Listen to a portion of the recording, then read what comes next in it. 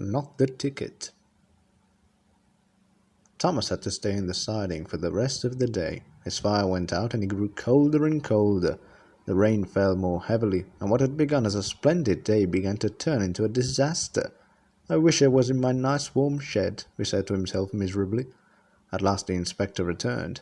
"Cheer up, Thomas," he said. "You'll be at the museum tomorrow, and they've promised to mend your front end in their workshop." "Thank you, sir," said Thomas. "But if I can't run on rails, how can I get there?" "It's all fixed," replied the inspector cheerfully. "A lorry is coming for you in the morning." Thomas was horrified. "A lorry!" he stammered.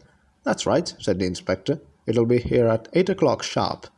Thomas slept badly that night. He kept wondering what Gordon, Henry, and James would say if they knew he had finished his journey on a lorry. He almost thought he could hear them laughing.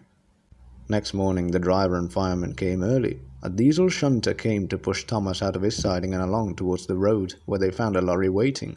A steel cable was fastened to his coupling, and the lorry driver started a winch, and in no time at all, it seemed, Thomas was perched on the lorry. How undignified, he thought, but he found as they went along that he had a marvellous view of the countryside and time to enjoy it too.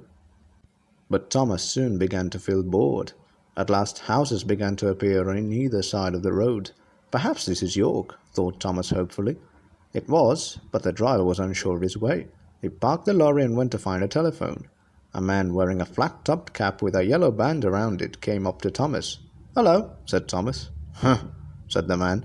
He wrote something in his notebook and went round to the front of the lorry. When the lorry driver came back, Thomas heard him say something, then slammed the cab door crossly. Soon they reached a large building with rails running into it. Thomas was unloaded and the lorry drove away. Thomas looked about him. He had arrived. When his driver and fireman came, Thomas told them about the man with the flat cap.